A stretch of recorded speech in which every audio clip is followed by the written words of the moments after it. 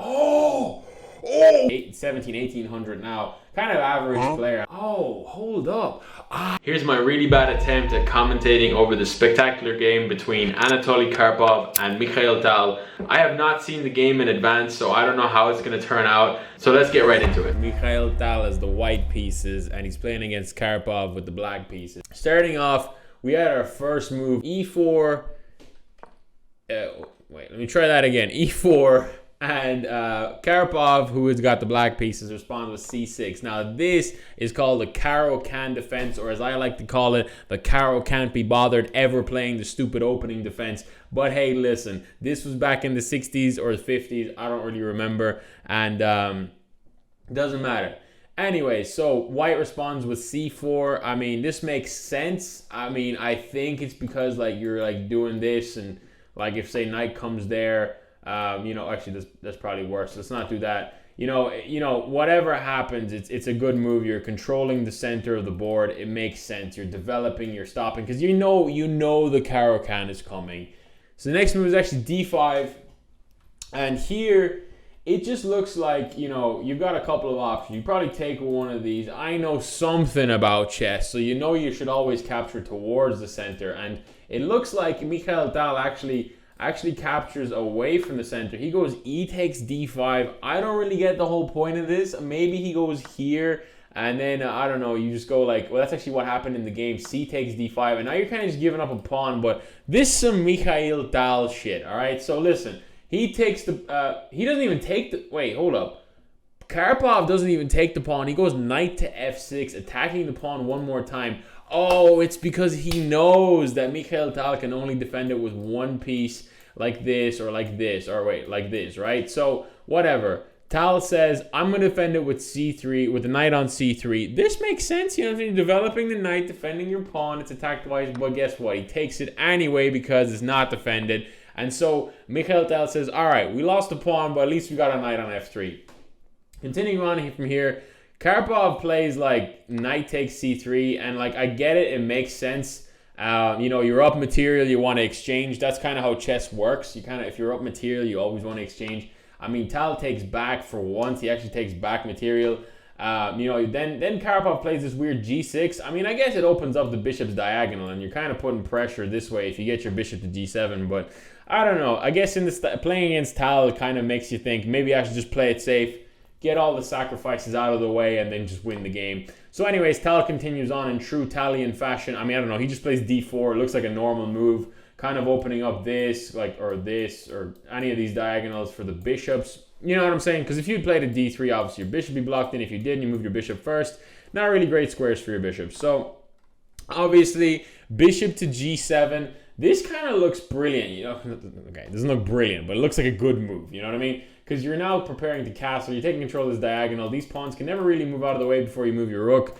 It makes sense to me. Here, if I was Tal, I would probably play something like if I'm going to activate my inner Tal, like I don't know what he actually played. I mean, I have the board there, but I mean, I would probably play something like this check because, although that's apparently worse for white according to the engine. But hey, listen, that's probably what I would play, and then get blocked in, and then I would just go back because I've just admitted my defeat. But in the actual game, Tal plays bishop to d3. Bishop d3, it makes sense. You're kind of opening up, and obviously you have to play d4 first, bring your bishop to d3 because the pawn will be blocked in. I don't really know why he would play d3, but Tal has something up his sleeve. That's something everybody knows. He's got something up there, you know what I'm saying? So, hey, listen. So anyways, Karpov castles. He's got the opportunity to castle. He likes moving two pieces at a time. You may as well. It makes sense, you know what I'm saying? So then Tal castles himself. Obviously, this also makes sense. Then the knight comes to c6, finally bringing that knight back into the game. And I kind of don't understand the point of this, I guess it's just to develop the piece, but I don't really know what happens after d5. d5 looks like a good move, but according to the engine, d5 is actually losing. I'm not really sure why. Probably because you just take the pawn. Yeah, that makes sense. So let's just ignore me, and let's go. Obviously Tal does not play the bad move that I thought of. He plays rook to e1. I guess taking control of the open files. You kind of want to do that with your rooks, just take control of the semi-open files because they don't really move much. They can only move on files. So you want to take control as much space as they can move towards. And in this case, this is more valuable than this. So anyways, Karpov continues. Rook to e8.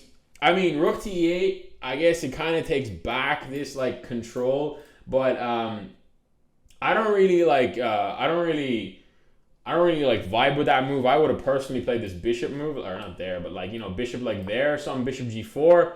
But I guess then you just play h3 and then force a trade maybe. I don't know. I guess the engine actually doesn't think it's that bad. Hey, listen, I ain't doing too bad. All right, because obviously then you want to take or go back. But taking, I don't know. You develop the queen then. Queen comes to here, and then maybe rook there. I don't know. This just looks like, I don't really know. I don't have engine lines turned on. I don't know if this is good. But anyways, rook to e1 gets played. Rook e8 gets played. Bishop to g5 next gets played. I guess putting some pressure here, but it's defended like 3 times. Realistically, there's probably something else going on in this position. Personally, I don't really see it. Maybe like just h6 here makes sense, but that's not what was played in the game. So, oh crap. 1 second, guys. Hang on. Technical difficulties averted. We're back. We actually messed up the position. So what actually got played in the game next position was actually bishop to e6. Bishop to e6 is a little bit weird in my opinion. And I think it's weird because now this pawn is a little bit stuck here, and I guess it kind of stops all of these attackers from coming to the pawn. Makes a little bit of sense. Also setting up maybe bishop to there, put pressure this way, but I don't get it. So Tal is like probably sitting there thinking the same thing. I don't get it. So he takes the goddamn bishop. Hold up, I didn't even see that. Hold up. So he takes the bishop, sacrificing the material. And let's see the whole idea behind this. So obviously Karpov takes back, but what's the idea here? Like, I mean, I don't really get it. I probably would play something like bishop to c4. I mean, like putting something on this diagonal, or maybe like queen e1. I mean, queen e1 probably isn't the idea, but no, according to the engine, now it's just a draw again. So you're actually, you gave up material, but now you have a draw. But you can also defend this way. But then here, I don't know. So what actually got played in here is actually bishop c4 got actually played in the game. I should really be looking over to the right over here. So bishop c4 got played in the game. And now he obviously defends with the queen. Kind of the same idea. And now it's just queen to e2. So this kind of makes more sense. Maybe queen e1 was just cringe because the bishop's on the dark squares. You don't really want to play that. But how are you defending this pawn now? That's the real question. I suppose knight can go back to d8, but is that like, yeah, that's what got played in the game. All right, so that makes sense. All right, we're on the same brainwave over here. Myself and Anatoly Karpov. We're thinking in the same freaking dimensions. By the way, this is former world champion. All right, we are thinking in the same dimensions. So now I think what might gets played is actually this, attacking the rook, and then you win it back. Oh, it's not what got played.